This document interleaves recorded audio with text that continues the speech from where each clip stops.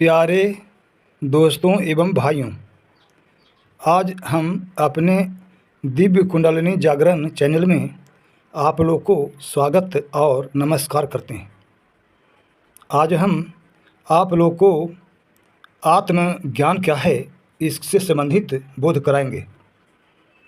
आत्मा क्या है इससे संबंधित जानकारी देंगे। पहले तो ये जानना है कि आत्मा वास्तव में परमात्मा है। इसके लिए गीता साक्षी है। भगवान श्री कृष्ण चंद्र जी ने अर्जुन जी को बतलाते हुए कहा था कि सबके हृदय में स्थित आत्मा ही वास्तविक परमात्मा है। तुलसी जी ने भी बताया है कि ईश्वर अंश जीव अविनाशी। ईश्वर अंश जीव अविनाशी।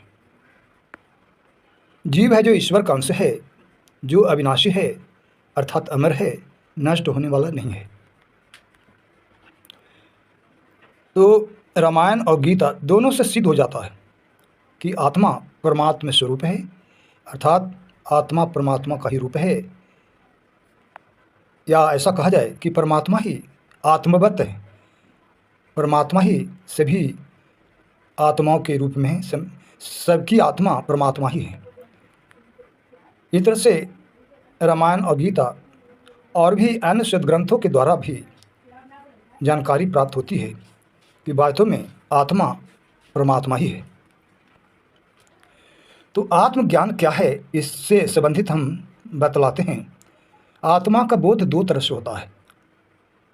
एक तो कुंडलिनी को जगा करके मूलाधार चक्र से सहस्त्रार चक्र में पहुंचा करके जो वास्तविक ज्ञान होता है उसके बारे में जानना।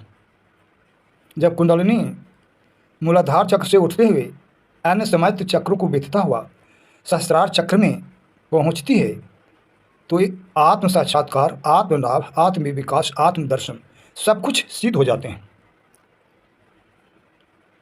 साधक या योगी परमात्मा तक पहुंच जाते हैं, परमात्मा को भली भांति जान लेते हैं, समझ लेते हैं।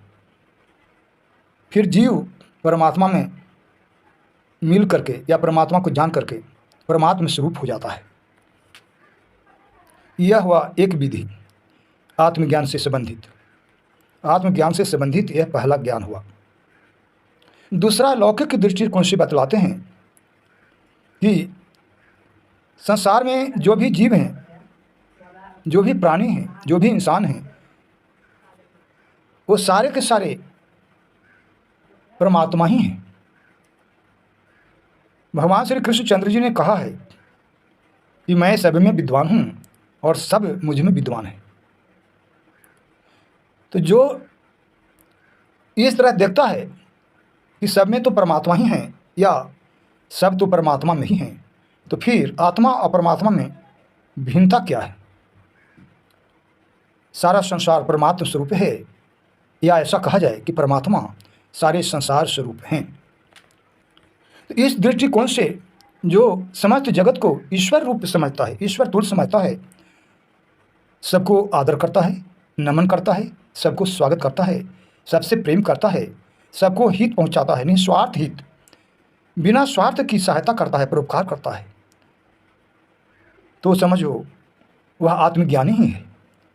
क्योंकि बिना आत्मज्ञानी हुए जगत के प्राणियों में ईश्वर को नहीं देखा जा सकता, सबकी मदद नहीं की जा सकती, सबसे प्रेम नहीं किया जा सकता। तो जो यह जान जाता है कि जो भी नजर आ रहे हैं वह वास्तव में परमात्मा ही है, सभी जीवों में ईश्वर है, सब जीव ईश्वर में है,